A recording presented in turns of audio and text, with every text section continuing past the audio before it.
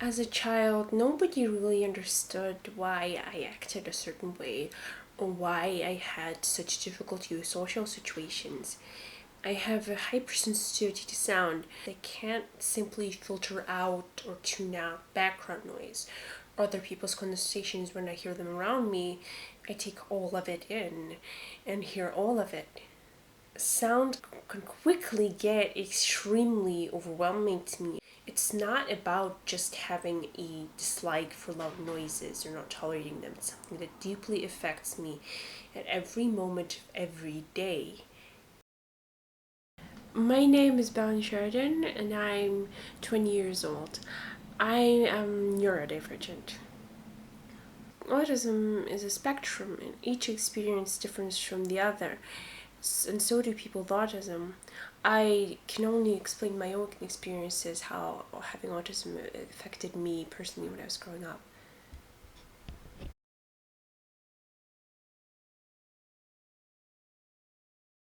My road to realizing that I was autistic was very long. I didn't get an official diagnosis until well into my teenage years and did not recognize it in myself before. I knew very little about it. Up until that point, I thought that the way I thought and interacted with the world was normal for everyone. I finally got an explanation for what exactly was different about me, and it started to make sense then. My name's Steve Green. I'm the Deputy Head Teacher of the Royal Free Hospital School. The school is part of Camden's alternative provision. I think one of the most rewarding aspects of the job is watching our young people make so much progress in such a short period of time. So, and what I mean by progress is not just exam results, but also personal development. So it's incredible to see the amount of growth they make in terms of social interaction, building up confidence, building up just coming to school. I mean, a lot of our children haven't been to school, sometimes for up to 2 years they've been out of education. Bella was very interesting. She was an avid reader. I remember her always reading, I think she must have got through a novel, at least a novel a week. She was always reading something different. She was actually introduced to the day school at our feeder group, which was called the Thomas Group, if I recall. She sat her GCSEs. From what I can remember, she did very, very well, especially in English. And she scored very highly in her English and history. So she was certainly more inclined that sort of way towards the arts. And a very, very analytical, had a very analytical interpretation of the world. It was quite fascinating to get to know her. She was very shy when she first came. She didn't say much, but once she felt comfortable, not just with staff but also with the other children, I think she actually found she had quite a very positive experience here. Good to see her sort of grow over those 2 terms that she was with us. She was very shy, and at the beginning it could be difficult to. She was quite good at sort of disguising. It should make it very obvious that she was actually on the spectrum. On Chloe, the more you got to know her, it was quite clear that it was the way that she viewed the world was quite interesting. I think the biggest problem that Helen had was relationships. I think with the other students in the group. There was a fear of being misinterpreted, a fear of her coming across as being quite possibly rude, or quite abrupt. She would often finish her sentences quite quickly. That could often be interpreted as somebody being quite short and not being very interested. But I think that was something which I think Belen struggled with a little bit, because it came across as a misunderstanding. Whereas in reality, I think she was quite keen to make friends. It's difficult. It's quite difficult because the group that group in particular were quite a diverse group. I think we equipped her with an increased level of independence, an increased level of confidence.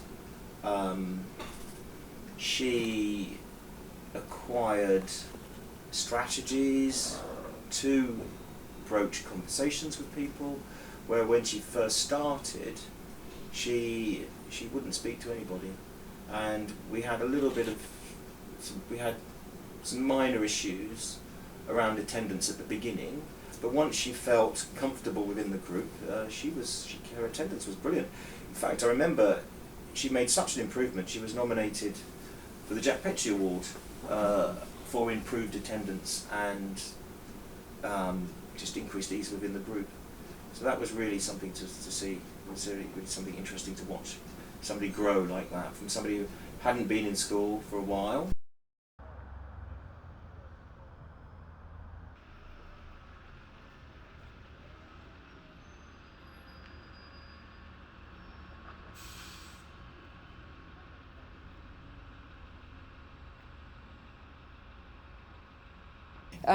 So I've worked at the college for about 15 years, mostly in the capacity of a teacher and an ordinary tutor.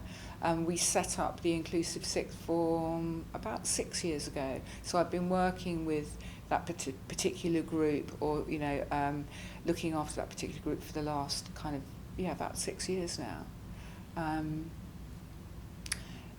And prior to becoming a teacher, I was a mental health social worker, and I've also worked in child psychotherapy.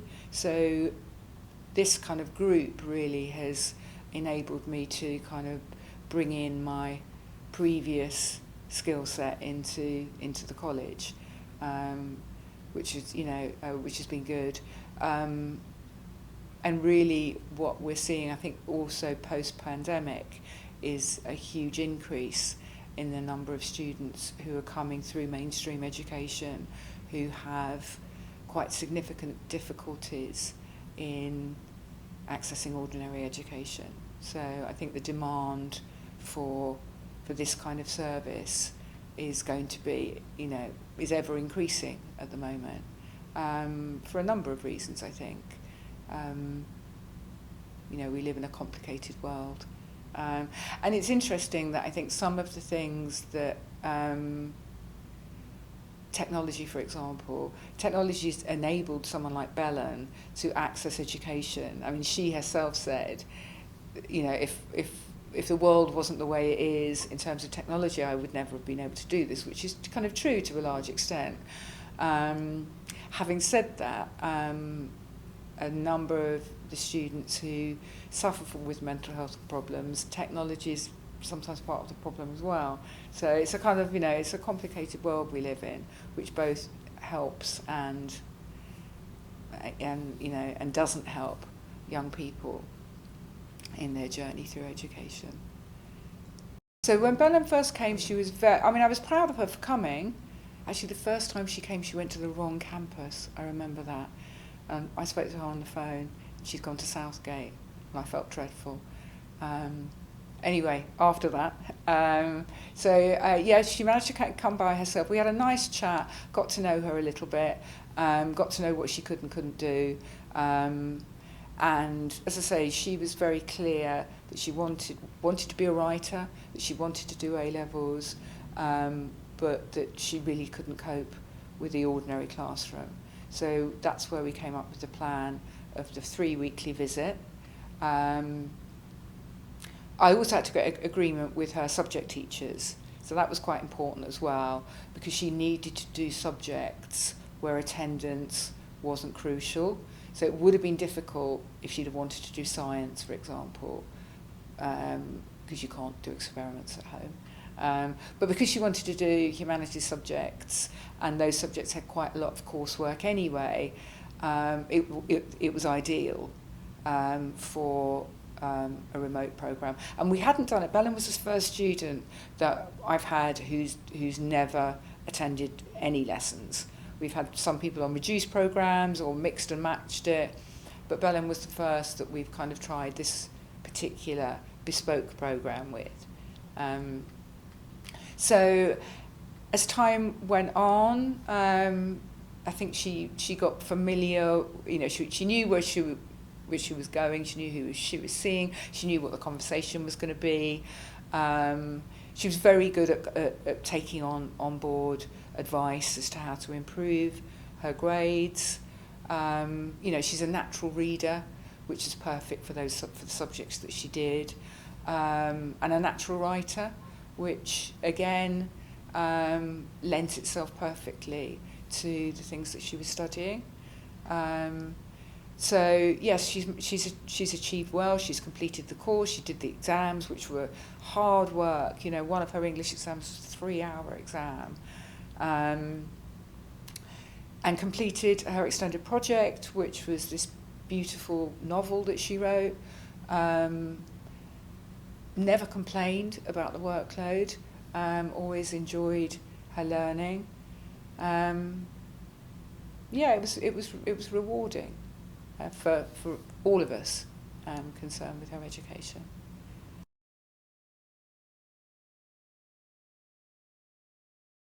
Well, we've applied. She's applied for university. She's got a place to do English and creative writing at Birkbeck, which we thought was a really good uni for her because it's London-based. It's near home.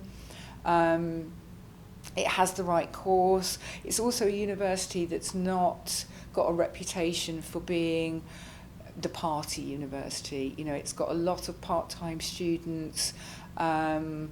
It seems to have quite a flexible intake. It's got quite a lot of, on their website at least, services for students with disabilities. So that seems to be ideal. We've also looked at the Open University, which is obviously designed for remote learning, which we've kind of is the backup currently. We've talked a lot about her trying to kind of break out into the world a little bit more, and I think she's ready to take that challenge on board with anxiety, because I think this has worked for her, and it's kind of like, well, let's just do more of the same. I'm trying to convince her, I've been trying to convince her that she'll be fine in a seminar setting. I mean, a lecture might be a bit too much in terms of lots and lots of people. But adults don't tend to behave in the same way that students do, so it should be a quiet lecture. But I think she'll be fine in a small group, because she was, in some of the classes that she was attending remotely, she was contributing. She was putting her opinion in, she was listening to the lesson and the other students. So I think tentatively she could start to do that. And I think she'd be good because she has opinions and she has a view on things and she's got something to say, and it's relevant. So I think, if she, I'm certain she'll get a place on one of the 2 courses that she's applied to. I think if they're sensitive to her needs, I don't see any reason why she wouldn't progress on a degree course. And that's ideal because it's the 2 of her passions, which is reading and writing. It's English and creative writing. So she'll be able to kind of continue her exploration of literature whilst also developing her creative writing skills, which are really, really strong for someone of her age already. She, the novels she wrote, the characters she developed brilliantly. She created a world which the reader could envisage. She did a presentation as well. Part of her project was she had to, it's a kind of one of the criteria of the course, is that you have to present, and that was something that, for Belen is not easy. But she did it. I helped her with it, write a script so that you don't have to, you're not kind of too anxious. And she prepared it, and it was a beautiful presentation. So that was something I didn't think she'd do at the beginning, which she did at the end. She's pushed herself with support, and I think that's all she needed. And she's been nice to get to know as well. You know, we've chatted lots about, you know, travelling and your family abroad, and, you know, her views on life, books she's read. You know, she's chatty, and which is a shame that she's isolated, because she does like to talk.